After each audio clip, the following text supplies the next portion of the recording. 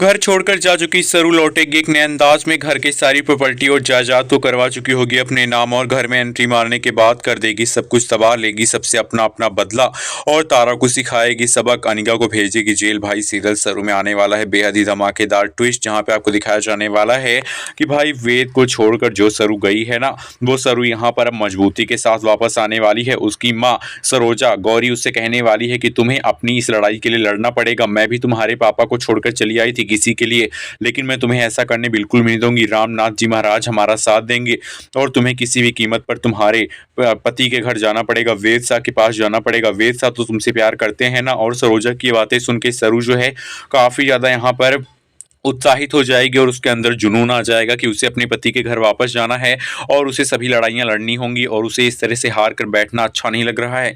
और भाई अब यहाँ पर सरू जो है नए अंदाज में, नए रूप में, और इस पार्टी में जहाँ पे सरू देखेगी कि वेद और यहाँ पर अनिका की शादी करवा रही होती है तारा, वहाँ पर एंट्री मारेगी और एंट्री मारते ही सबको झटका देगी। पहला झटका ये होगा कि मेरा तलाक अभी तक वेद सर के साथ हुआ नहीं, तो आप अनिका की और वेद की शादी कैसे करवा रही हैं।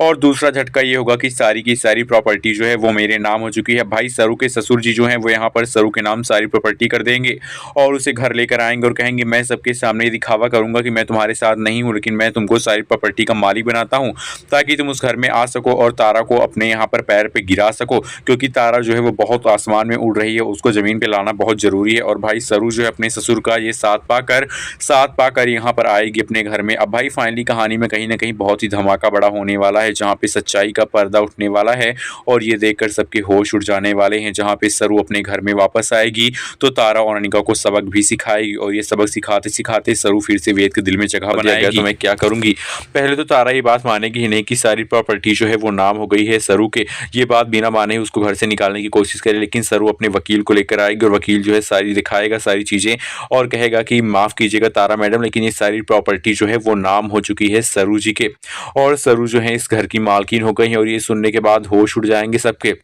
अब भाई फाइनली यहाँ पर सीरियल में एक धमाकेदार ट्विस्ट आ गया है। आपको दिखाया जाएगा कि भाई सरू जो है नए अंदाज में तो आएंगे ही आएंगे, उसके बाद वेद जो है वो सोचेगा कि सरू जो है वो मेरे काबिल थी। यहाँ पर सरू एहसास दिलाएगी वेद को कि भाई वेद जो है वो हमेशा से यहाँ पर सरू का था और सरू ने हमेशा उसकी खिलाफत नहीं की है, कभी भी उसकी माँ को नुकसान पहुँचाने की कोशिश नहीं की। सरू हमेशा से वफादार रही है और ये रिश्ता जो है वफादारी से निभाया, लेकिन वेद को ये बात समझनी होगी कि भाई उसकी माँ जो है वो नहीं चाहती है कि सरू उसकी ज़िंदगी में रहे। अब भाई यहाँ पर सरू की जो माँ है वो यहाँ पर आएंगी और कहेंगी कि आपको नहीं पता है कि मेरा पति कौन है, तो मैं बताना चाहती हूँ तारा आपको कि मेरे पति जो है वो चंद्रकांत हैं। और फाइनली अब कहानी उस मोड़ पे आ जाएगी जहाँ पे तारा को अपनाना ही पड़ेगा सरू को, और यहाँ पर सरू को अपनाकर अपने घर की बहू के रूप में उसको अपना लेना पड़ेगा।